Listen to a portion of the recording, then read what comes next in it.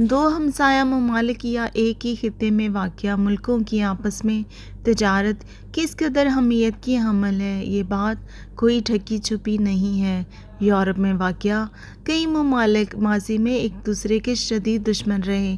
وہاں قریبی ممالک کے مابین کئی جنگیں بھی لڑی جا چکی ہیں، مگر جب سے رفتہ رفتہ ان ممالک میں تجارتی تعلقات استوار ہونا شروع ہوئے، تب سے ان ممالک کی نہ صرف معیشت میں بہتری آئی ہے، بلکہ مشترکہ معاشی مفادات کی بدولت ماضی کے تلخ تجربات اور دشمنیاں بھی مات پڑ چکی ہیں۔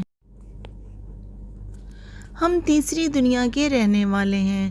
وہاں پاکستان اور بھارت دو ہمسایہ ممالک کے بیچ تجارت ہمیشہ سے ہی ایک کشیدہ مسئلہ رہا ہے۔ جہاں ایک طرف ان دو ہمسایہ ممالک کے بیچ تجارت سے حاصل ہونے والے فوائد کو نظر انداز کرنا ناممکن ہے، وہاں دوسری جانب ان کے بیچ لڑی جانے والی 3 جنگیں اور مسئلہ کشمیر کی بدولت تجارت کا یہ مسئلہ جذبات کی بھینٹ چڑھ جاتا ہے۔ جب سے سرحد پار مودی کی قیادت میں بی جے پی حکومت میں آئی ہے، تب سے پاک بھارت تعلقات مسلسل کشیدہ چل رہے ہیں۔ خاص کر بھارت کی جانب سے کشمیر کی قانونی حیثیت بدلنے کے بعد تو حالات اور بھی گمبھیر ہو چکے ہیں۔ اس تمام صورتحال کے بعد ہمارے ہاں بھارت کے ساتھ تجارت کے حوالے سے 2 نظریات پائے جاتے ہیں۔ کاروباری حلقے اور لبرل طبقات پڑوسی ملک کے ساتھ دو طرفہ تجارت کے حق میں ہیں، جبکہ رجعت پسند اور مذہبی طبقات، جن کے ہمارے ہاں اکثریت پائی جاتی ہے، مسئلہ کشمیر کے حل تک انڈیا کے ساتھ کسی بھی قسم کی تجارت یا ثقافتی میل ملاپ کے سخت خلاف ہیں۔ ہم ان 2 متضاد نظریات کا جائزہ لیتے ہیں۔ پچھلے ماہ ذرائع ابلاغ میں بھارت کے ساتھ محدود تجارت کے آغاز کی خبریں گردش کرتی رہیں۔ کہا جا رہا تھا کہ پاکستان اپنے ہاں چینی اور کپڑے کی بڑھتی مانگ پوری کرنے کے لیے بھارت سے یہ دونوں اشیاء درآمد کرنے کا ارادہ رکھتا ہے۔ یہ خبر جنرل قمر جاوید باجوہ کے اس بیان کا تسلسل ہی لگتی ہے، جس میں انہوں نے یہ کہا تھا کہ پاکستان اور بھارت کو اب ماضی دفن کر کے آگے بڑھنا چاہیے۔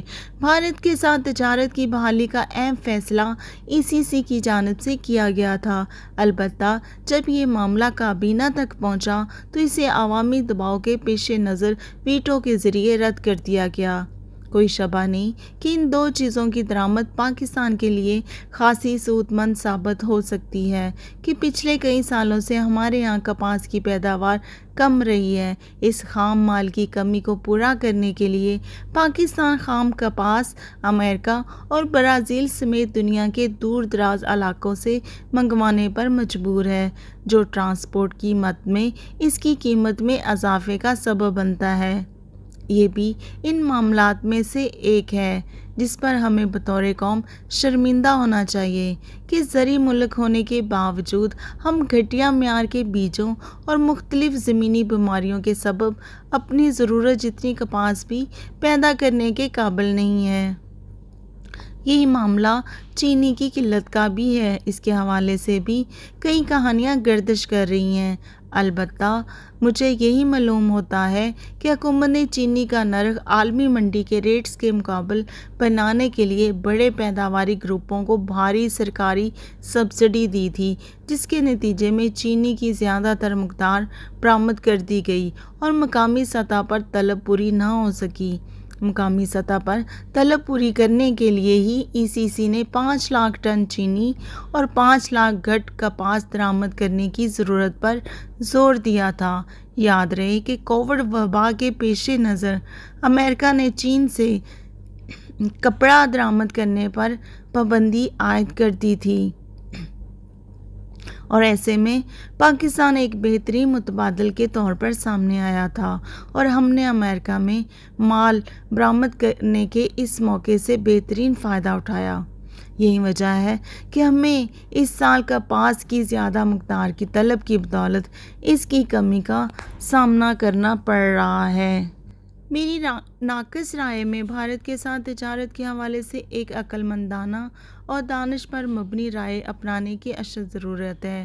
اگرچہ مودی کی حکومت تک پاک بھارت تعلقات کچھ بہتر ہونے کی امید نہیں، البتہ اس سب کے باوجود باہمی طور پر فائدہ مند محدود پیمانے پر تجارت بحال کر دینا ہی بہتر رہے گا۔